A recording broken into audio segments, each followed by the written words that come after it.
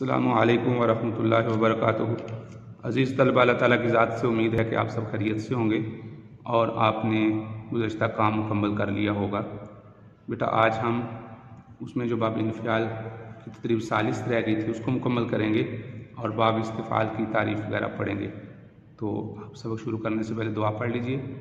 रब्बी यस्सिर वला तुअस्सिर व तम्मिम बिल खैर व बिका नस्तईन या फत्ताह या फत्ताह या फत्ताह। जी बेटा, किताबें खोल लीजिए। जी बेटा, देखिए अद्दरसु तासिअ बाब इन्फ़ियाल, इसमें ये चंद आयात दी गई हैं और इन आयात से कुछ हमने ये सवालात, कुछ चीज़ें कालम बनाए हैं।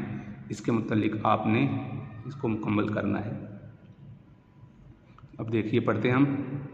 ये बाब इन्फ़ियाल के मुतल्लिक है। तदरीब सालिस मुंदरजा ज़ैल कुरानी आयात में से बाब इन्फ़ियाल से बनने वाले अफ़आल और अस्मा की निशानदेही करें और मिसाल के मुताबिक इनकी तफसील भी तहरीर करें।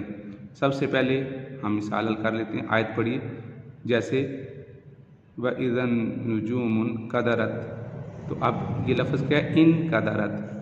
बाब इन्फ़ियाल से इन कदरत, तो ता साकिन आखिर में आ गई, तो ये अलामत माजी है और मुन्नस का सीगा है।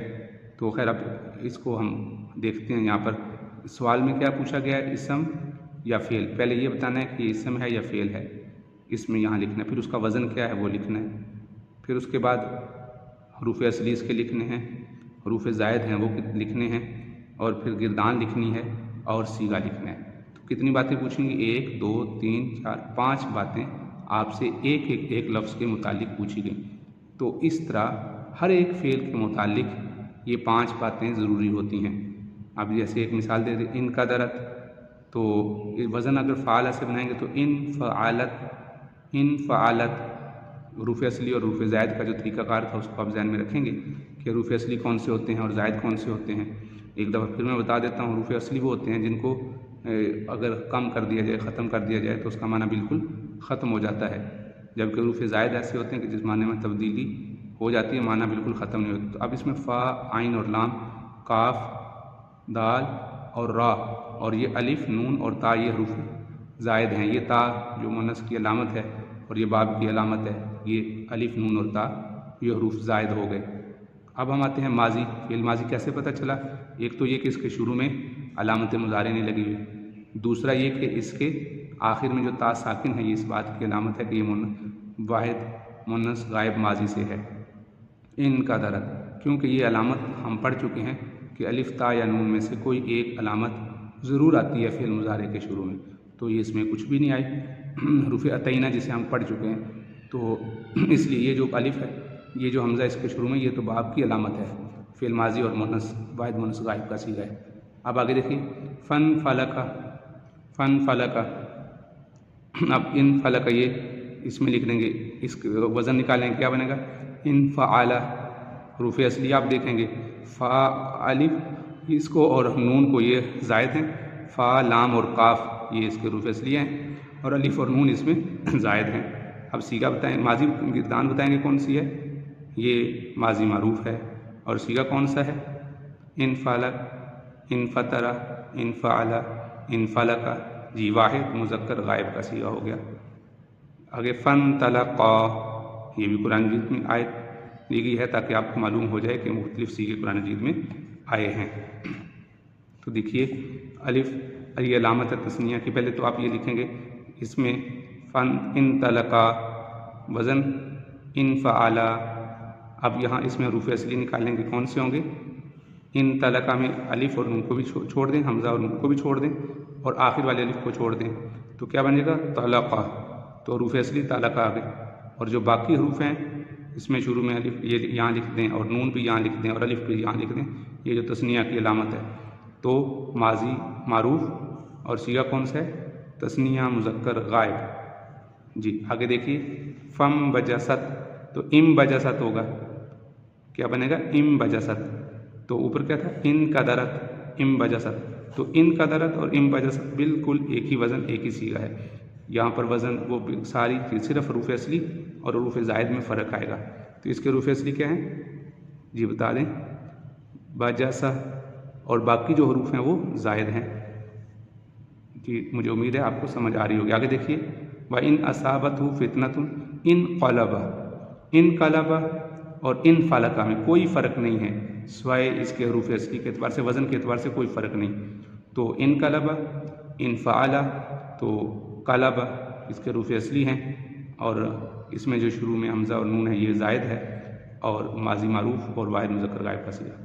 फ़न फजरत, इम बजसत, इन कदरत, इन फतरत, ये सब एक ही वज़न पे हैं।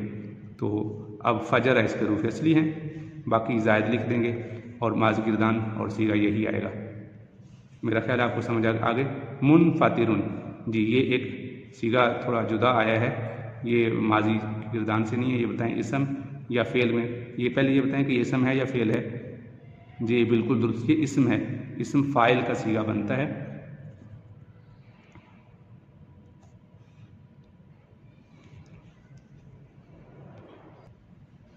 जैसे क्या बना था ये देख लीजिए, मुनफतिरुन इसम फ़ाइल का सीगा मुनफतिरुन।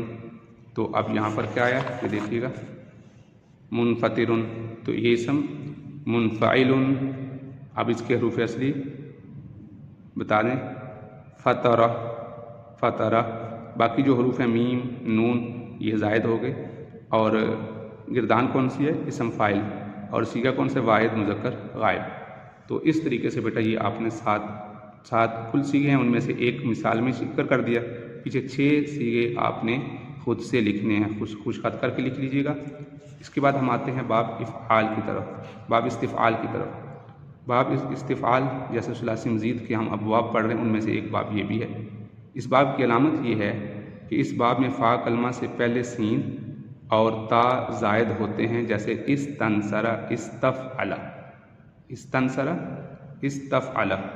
अगर किसी चीज़ को तलब करना हो तो इसके लिए बाब इस्तिफ़ाल इस्तेमाल करते हैं, जैसे इस्तनसरा उसने मदद तलब की, इस्तग़फ़रा उसने मग़फ़रत तलब की, उसने मग़फ़रत तलब की, इसको कहते हैं बाब इस्तिफ़आल।